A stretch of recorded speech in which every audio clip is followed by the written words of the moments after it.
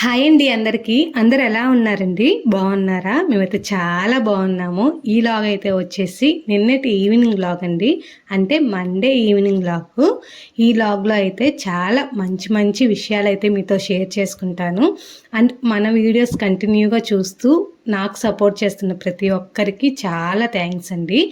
And previous videos చూస్తూ నాకైతే comment చేస్తున్నారు మీ ఎయిర్ టిప్స్ అండ్ మీ ఎయిర్కే ఆయిల్ వాడుతున్నారు అని చెప్పేసి. నేను అన్నీ ఆల్రెడీ డీటెయిల్గా పెట్టున్నానండి వీడియోస్. నేను ఏ షాంపూ వాడతాను అండ్ ఏ ఆయిల్ వాడతాను, ఏమేమి ఇంగ్రీడియంట్స్ యూస్ చేస్తాను ఆయిల్లో అని చెప్పేసి నేను కింద అయితే పక్కా డిస్క్రిప్షన్లో ఇస్తాను. ఒకసారి ఎవరికైనా యూజ్ అవుతుంది అనుకుంటే ఒకసారి వెళ్ళి చెక్ చేసేయండి. నిన్నైతే పని చాలా లేట్గా అయితే స్టార్ట్ చేశాను. లోహిత లేకపోవడం అయితే తాత కోసం అయితే ఏడ్ చేసింది. సో వాళ్ళ తాతను తప్పించడానికి టైం అంతా అయిపోయింది. 5 అయితే అయింది. సో పని అయితే స్టార్ట్ చేయడం అయితే ముందు ఇల్లు క్లీన్ చేయడం అయితే స్టార్ట్ చేసేసాను. నేను చేసే పనికి ప్రతిదానికి పిల్లలైతే పాప అయితే అడ్డం వస్తూనే ఉంటుంది.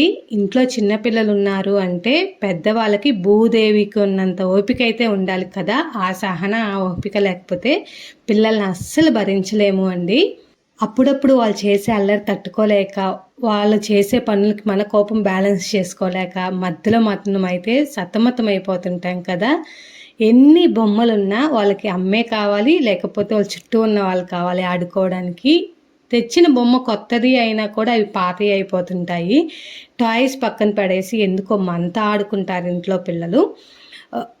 లోహిత కూడా అయితే సేమ్ అదే సిచ్యువేషన్. బొమ్మలు ఇస్తే ఆడుకోదు, నా చుట్టూ తిరుగుతూ నాతో ఆడిద్ది. లేకపోతే తాతయ్య అమ్మమ్మ వాళ్ళ కాళ్ళకైతే అడ్డుపడుతుంటుంది. మోస్ట్లీ పిల్లలందరూ ఇలానే ఉన్నారు. మెయిన్ ఇంటికి వచ్చేసి ఇప్పుడు ఒకరు మహా అయితే 2 పిల్లలు అవ్వడం వల్ల బాగా గారాబం అయితే చేస్తున్నారు కదా. ఇక్కడ కూడా సేమ్ సిచ్యువేషన్ అండి. ఇంకా అంట్లు దొంపలాంలే అని చెప్పేసి పాపకైతే టాయ్స్ వేసేసాను. లేదు అంటే నా దగ్గరికి వచ్చి ఆ గిన్నెలన్నీ కలపెడుతూ ఉంటుంది అండి. సో అందుకని పాపనైతే అక్కడ సిట్ చేసేసి అంటే కూర్చోబెట్టేసి టాయ్స్ ఇచ్చి నా పని అయితే మళ్ళీ స్టార్ట్ చేసుకున్నాను. నేనైతే ఒకటి చెప్దాం అనుకుంటున్నాను. పల్లెటూరులో ఉండే వాళ్ళకి, సిటీలో ఉండే వాళ్ళకి, పల్లెటూరులో ఏదన్నా పని ఉంది అంటే మనశ్శాంతిగా కూర్చోలేము, పడుకోలేము కదా. మార్నింగ్ పని 7 లోపు కంప్లీట్ అయిపోవాలా, ఈవినింగ్ పని 7:30, 8 కల్లా కంప్లీట్ అయిపోవాలా. నేను 3 years నుంచి పల్లెటూరులోనే ఉంటున్నాను. నేనైతే అబ్జర్వ్ చేసిన థింగ్స్ అయితే మీతో షేర్ చేసుకుంటాను ఇవాళ. ఫస్ట్ మార్నింగ్ మా అమ్మ అయితే 4:30కే లేచేసిద్ది అండి. 7 కల్లా పని అంతా కంప్లీట్ చేసుకొని 7:30 కల్లా పనికైతే వెళ్ళిపోతుంది. దాంట్లో నేను కూడా హెల్ప్ చేస్తాను. కాకపోతే కొంచెం బద్ధకము అనేది ఉండదు పల్లెటూరులో ఉంటే. ఆల్మోస్ట్ అందరూ 5 కల్లా నిద్రలేచేస్తారు, పని స్టార్ట్ చేస్తారు. సో మనకు కూడా ఏమనిపిస్తుంది, మన చుట్టూ అంతా పని చేసుకుంటుంటే మనకు కూడా లేచి పని చేసుకోవాలి అనిపిస్తుంది కదా. పడుకుందాము అన్నా నిద్ర పట్టదండి. 6 అయింది అంటే అస్సలు నిద్ర పట్టదు. ఎప్పుడెప్పుడు లెగుద్దామా అనిపించిద్ది. అది కూడా పొద్దున్నే కదా, వెదర్ ఎంత బాగుంటుందో. సో నేను కూడా 6కే లేచేస్తాను. మెయిన్ వాళ్ళు లెగవడం ముందు అయితే కల్లాపులు చల్లేసి ముగ్గులు పెట్టేస్తారండి. తర్వాత గేదెల దగ్గర ఏదైనా పని ఉంది అంటే 1 hour 1.5 hourలో కంప్లీట్ చేసుకొని ఇంట్లోకి అయితే వచ్చేస్తారు. ఆ తర్వాత అన్నం, కూర, మజ్జిగ. టిఫిన్స్ కూడా అయితే ఎక్కువ చేసుకోరు పల్లెటూరులో వాళ్ళు. ఇప్పుడు కొంచెం అలవాటు పడిపోయారులే, కానీ టిఫిన్స్ తక్కువ అండి. ఎందుకు అంటే 7:30 కల్లా పనికి వెళ్ళిపోతారు. మధ్యాహ్నం మళ్ళీ 1:30కి ఇంటికి వస్తారు. టిఫిన్ తినేసి వెళ్తే వాళ్ళకి ఆకలి త్వరగా అయిపోతుంది కదా, తొందరగా డైజెషన్ అయిపోతుంది కదా. సో అందుకని టిఫిన్ అయితే తినరు.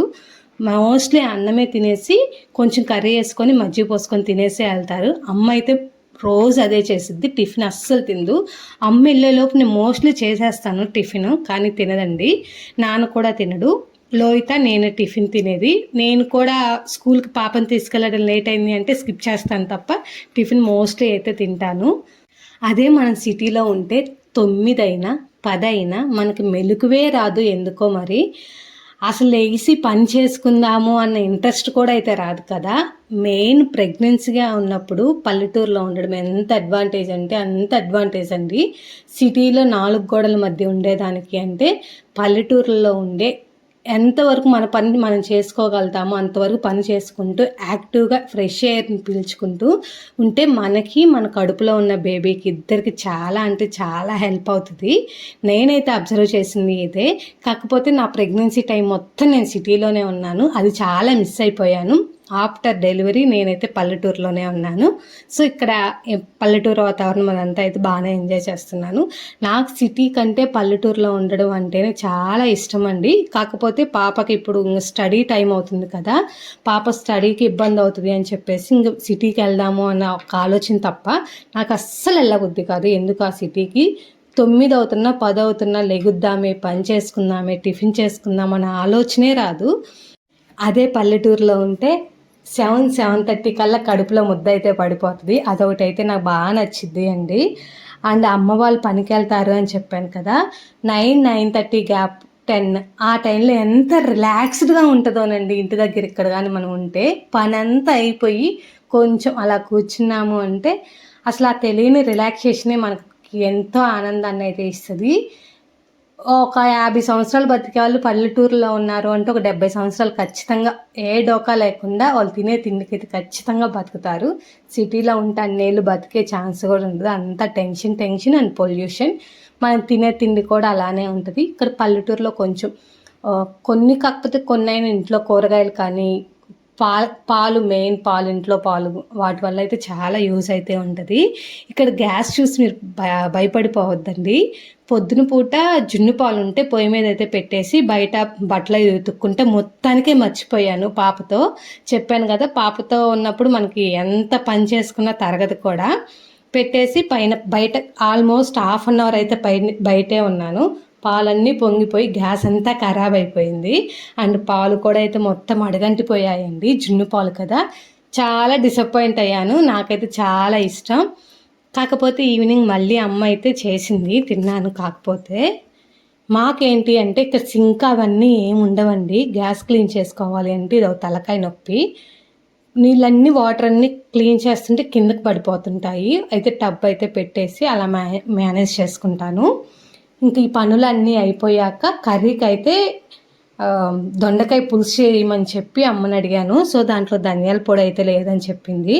ధనియాల పొడి వేపుతాంలే, ఇంకా ఒక 10 డేస్కి అలా ఉంటుంది, స్టోర్ ఉంచవచ్చు అని చెప్పేసి ఎక్కువే ఒక 100 గ్రామ్స్ వరకు అయితే ధనియాలు తీసుకొని అవే వేపుతున్నాను అండి. ధనియాల పొడిలో కొంచెం జీలకర్ర కానీ వేసి పట్టుకున్నారు అంటే ఆ టేస్టే వేరు ఉంటుంది. మరీ మసాలా అయితే వేసుకోమండి, కొంచెం లైట్గా అయితే వేసుకుంటాము. అండ్ దీంట్లోకి కొబ్బరి అండ్ చిన్నుల్లిపాయలు ఉంటాయి కదా, తెల్లగడ్డ, అవి అయితే వేసేసి మిక్సీ పట్టుకుంటాను. ఈ కొబ్బరి కూడా కొన్నది కాదండి, మనకి ఇంట్లో కొబ్బరికాయలు కొట్టుకుంటాం కదా, ఆ కొబ్బరి తీసి ఎండబెట్టడం వల్ల కలర్ అయితే అలా చేంజ్ అయింది. పచ్చిగా ఉన్నప్పుడే కొబ్బరి ఉప్పు నీళ్ళలో కడిగి బాగా ఆరబెట్టేసి ఎండబెట్టాము అంటే తేమ లేకుండా ఈ నలుపు కూడా రాదండి. మేము కొబ్బరికాయలు కొట్టినప్పుడు బాగా వర్షాలు పడుతున్నాయి, సో బాగా ఎండకాల అయితే కలర్ వచ్చేసింది. ఈ పొడి మనం బయట పెట్టాము అంటే 10 రోజుల వరకు అయితే నిల్వ ఉంటుంది అండి. కొబ్బరి ఏదన్నా తేడా ఉంది అంటే స్మెల్ అయితే వస్తుంది, కానీ లేకపోతే ఒక 10-15 రోజుల వరకు అయితే ఉంటుంది. అదే ఫ్రిడ్జ్లో స్టోర్ చేసామంటే నెలన్నర వరకు అయితే ఉంటుంది అండి. ఇక్కడ తాతయ్య మనవరాలు ఇప్పటి నుంచే రిమోట్ కోసం గొడవ. తనకేమో రైమ్స్ కావాలి, ఏ యొక్క బొమ్మలు కావాలి పెట్టమంటుంది, మా నాన్నకేమో మూవీ కావాలి అంట. అస్సలు కాంప్రమైజ్ అయితే అవ్వదు, అస్సలు తగ్గదు తాతయ్య దగ్గర. తనకు నచ్చింది తనకు పెడితేనే తనకు హ్యాపీనెస్. ఒక హాఫ్ అన్ అవర్ చూసి వాళ్ళ తాతయ్యకి అయితే రిమోట్ ఇస్తుంది. ఎక్కడన్నా పిల్లలు గొడవ పడతారు రిమోట్ దగ్గర, ఇక్కడ వచ్చేసరికి తాతయ్య మనవరాలు అయితే గొడవ పడతారు. ఆమె ఆనందం చూడండి, డ్యాన్స్లు వేసుకుంటూ ఎలా అయితే ఎంజాయ్ చేస్తుందో టీవీ పెట్టగానే. ఎంతన్నా పిల్లలు ఉన్న ఇంట్లో పొద్దెప్పుడు పొడుస్తుందో పొద్దెప్పుడు కుక్కుతుందో తెలియదు కదా, అంత బిజీగా అయితే అయిపోతుంది. నిమిషం ఖాళీ ఉన్నట్లు కూడా ఉండదు. చెప్పాను కదా బర్రె అయితే వీనింది అని చెప్పేసి, దానియేనండి జున్ను పాలు. మార్నింగ్ స్టవ్ మీద పెట్టేసి మాడపెట్టేశానని చెప్పేసి ఇవాళ ఈవినింగ్ అయితే అమ్మ దగ్గరుండి మొత్తం అయితే ఉడకపెట్టేసింది. ఆవిరి జున్ను అయితే కాదండి, స్వీట్ కూడా అయితే వేయము దీంట్లో. కొంచెం ఉప్పు వేసేసి కొంచెం లో ఫ్లేమ్లో పెట్టేసి బాగా కొంచెం ఉడకనిచ్చేసి తర్వాత హై ఫ్లేమ్లో పెట్టేసుకొని ఇలా నీళ్ళకు ఒక్కలకి అంటే జున్నుగా ఏర్పడ్డప్పుడు స్టవ్ ఆఫ్ వేసుకుంటే చాలు. చాలామంది దీంట్లో షుగర్ కానీ బెల్లం కానీ అయితే వేసుకుంటారు. ఆవిరి జున్నులో ఒక్క దాంట్లో స్వీట్ వేస్తే బాగుంటుంది తప్ప దీంట్లో బాగోదండి. కానీ ఎవరి ఇష్టం వాళ్ళది కదా. మేమైతే ఉప్పు వేసుకొని ఉడకబెట్టేసుకుంటాము. వేడి వేడిగా ఉన్నప్పుడే ఆ వాటర్ అన్నీ పిండుకుంటూ తాగితే ఆ రుచే వేరు. చల్లారిపోయింది అంటే అంత రుచి అయితే ఉండదు.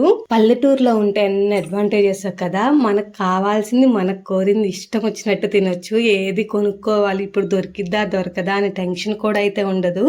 కొన్ని వరకే అండి, అవి కూడా హెల్దీ ఫుడ్స్ అంతే. ఇక లోహిత కూడా తినాలి అని చేపెట్టిందిలే కానీ కాలుతుంది అని చెప్పి తీసేసింది. పిల్లలకి మ్యాక్సిమం అన్నీ అలవాటు చేసేయచ్చు ఇక్కడ కానీ ఉంటే. అది కాదు ఇది కాదు అని చెప్పేసి మనం తింటుంటే వాళ్ళు కూడా తింటారు. ఎప్పుడో ఒకసారి తింటుంటే వాళ్ళకి నచ్చదు. కొంచెం అప్పుడప్పుడు తినిపిస్తూ ఉంటే అన్నీ తినడానికైతే అలవాటు పడిపోతారు. దొండకాయ టమోటా కర్రీ చేసి ఆల్మోస్ట్ 1.5 year అయితే అవుతుంది మా ఇంట్లో.